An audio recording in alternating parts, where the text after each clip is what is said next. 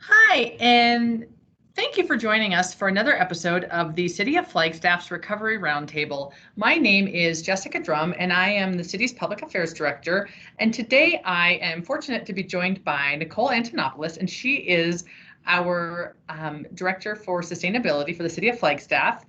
Thanks for joining me, Nicole. And today she's going to talk to us about the city's climate emergency declaration and what that means for the city and sort of what ways our community can get involved and how this will also impact the city's climate action and adaptation plan. Thank you, Nicole. I'll let you tell us, what does this mean? What does the climate emergency mean? What can constituents look for? How can they get involved? Absolutely. Thank you so much, Jessica, and thank you for the opportunity to share some really exciting news. And really, what I'd like to do is share a PowerPoint presentation that I have to walk folks through the climate emergency declaration. Great. And I just want to confirm, Jessica, that you can see my screen. There we go. Yes. Perfect. All right, everyone. Well, I'm just going to walk through a brief timeline and introduce the climate emergency declaration to the folks that are watching this at home. Really excited because this initiative was brought forward by the Flagstaff community.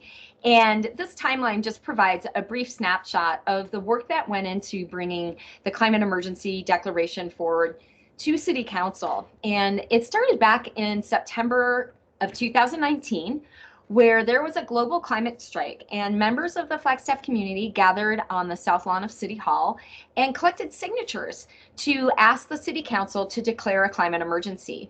A few days later, they submitted their petition formally to the City Clerk's office and then to City Council. Then moving forward in January of 2020, the initiative was approved by City Council to move forward. And there was obviously a bit of a delay because of COVID, but the City Council did finally hear the resolution on June 23rd, 2020, and it was formally adopted by City Council unanimously. So I'm going to actually, on the next slide, explain what the Climate Emergency Declaration did. So essentially, the declaration requests that we dramatically increase our efforts to combat climate change. So as a city organization and as a community. It also commits the city and the community to a transition towards climate emergency mobilization. And I'll talk a little bit about that here in a moment. It also commits us to educating our Flagstaff residents and especially our youth. And it really identifies the need for full community participation. It commits us to keeping vulnerable communities in Flagstaff at the forefront of all decision-making when it relates to climate action. And it asks us to join a nationwide mobilization effort. And what I'll dive into here in a little bit is the key part of this discussion today is it is going to advance the goals of the Climate Action and Adaptation Plan and establish a carbon neutrality goal of 2030. And then it also asks us to call on all governments to initiate this transition, focusing on the climate emergency. So in 2018, the City Council formally adopted our Climate Action and Adaptation Plan. We worked on that plan for 2 years and had over 1,000 members of our community help draft it. And that plan established a goal of reducing greenhouse gas emissions 80% by the year 2050. That is represented by the yellow line in the PowerPoint. We do know when we brought forward the Climate Action and Adaptation Plan, and we also refer to that as the CAP, that the strategies and actions that were recommended in it and identified for implementation would only get us to 60% of that 80% reduction. But we also recognize that over time, we would have new technologies introduced and there'll be new opportunities. Well, by establishing a carbon neutrality goal by 2030, you can see that we have a lot of work to do, and that's represented by the red line. Just very quickly, I like this graphic. It helps explain what carbon neutrality is. And in the most simplest of terms, it is when carbon dioxide or carbon dioxide equivalents are emitted into the atmosphere, we have to counterbalance that with reductions and offsets. So this graphic just provides a very simple view of that, where in the lower part of the graphic, in the lower left-hand corner, we talk about, or we see that there are 211,000 tons of carbon dioxide emitted a year. Well, that means that we need to either reduce or offset the same amount of carbon dioxide. So we have a zero carbon footprint. And that's going to require a number of different types of strategies and actions to get us there. Now, we are working with our consultants, and I'll dive into all the steps we're taking right now, but we're currently working with the consultants that assisted us with the initial climate action and adaptation plan back in 2018. And to achieve carbon neutrality, there is really some key areas that have to be focused on, and those basically are materials management or waste management, energy, and transportation. This is a preliminary target wedge analysis that was proposed by the consultants, and I'll dive into what we're doing right now with this information. These practices are being used around the world to try to strive towards that carbon neutrality goal. So Flagstaff would not be incredibly unique in terms of establishing these broader targets. However, what will be unique is how we develop strategies and actions that are designed for Flagstaff under these targets, like solid waste management, clean vehicles, commercial new construction, residential energy, and so forth. So what we've been doing since June 23rd, as I mentioned, we are going to be revising the Climate Action and Adaptation Plan goals to carbon neutrality by the year 2030. We've re-engaged with our consultants, as I mentioned, to essentially crunch the numbers and co-develop those targets that are necessary for achieving carbon neutrality that were in the previous slide. We've reinvigorated our steering committee that we worked very closely with on the original climate plan. And we also have additional representatives from the community, as well as the folks who were behind the climate emergency effort. So based on those targets, as I mentioned, we are going to develop Flagstaff-specific strategies and actions for achieving carbon neutrality. We are working to inform all sectors of our community about the commitment that the City Council has made, about the new goals, and we're requesting people's input.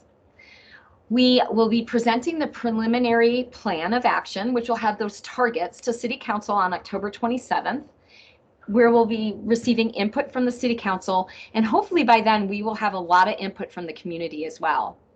And then we're going to return to the Flagstaff community for input on a final draft of a plan of action during November or December, and then present the updated plan of action to City Council for formal adoption in February of 2021. So we have a lot of work to do. In terms of work, community engagement is at the forefront of our work plan, and we are posting surveys on the Flagstaff Community Forum. We're hosting monthly climate emergency forums, speaking with the Recovery Roundtable today. We're tapping into our sustainability leaders who have gone through training with sustainability staff to reach out to their networks, friends, neighbors, families, to help us have this conversation of what should this look like for Flagstaff, as well as to solicit input. We've been making presentations to community groups and city commissions, and of course we're trying to have a really strong and successful media blitz through press releases, radio, print, social media, and so forth. We've also ensured that our materials are available in Spanish. So taking action is incredibly important, and we are asking everyone in the Flagstaff community, no matter if it's in your place of work, your personal business, or at home, to take action every day. And if you need inspiration, we've got lots of resources for you on our website. One thing I would like to ask is, do you have any groups that sustainability staff can make presentations to inform them about the commitment that the City Council has made to carbon neutrality by 2030? And if you would like to help us spread the word, we also have many opportunities for you. So please keep an eye on our social media outlets, our print outlets, radio spots. we will be posting a new survey here next week, requesting people comment on that wedge analysis to see if that's right for Flagstaff. And then again, we are going to come back to the community to have them look and provide input on those Flagstaff specific strategies and actions. We really want to make sure that what we bring forward is right for Flagstaff, and it takes equity and our most vulnerable members of our community into consideration at the forefront of all decision making. So with that, I have a contact. Jillian Goulet is our community engagement coordinator, and she would be happy to take any questions or any suggestions that you may have on how we should advance towards carbon neutrality. And of course, if you have any suggestions on community groups that we should speak to, we would love to hear from you. Thank you so much. Oh, thank you, Nicole. That was a fantastic presentation. I know I learned a few things, so thank you for that. I hope everyone else watching was able to learn a few things as well. And I just want to reiterate number 2 on taking action. The climate section has a fantastic wealth of resources on their website, or their pages on the city's website. So if you are hearing this and you're thinking carbon neutral by 2030, how is that even possible? It is so overwhelming to even consider. I completely understand.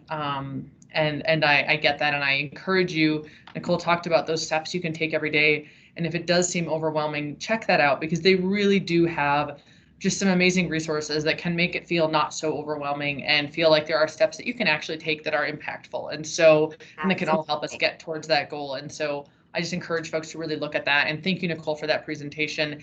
And as a reminder, you can always submit a question for future Recovery Roundtable. If you want to ask questions about this episode today, you can submit them to recoveryroundtable@flagstaffaz.gov.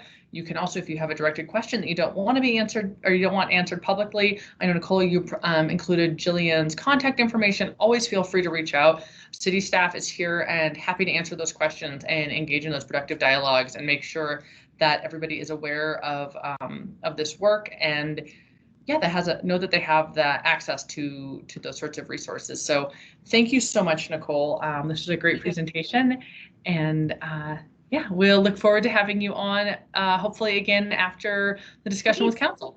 That's great, and please get involved, everybody. Thanks. Thank you.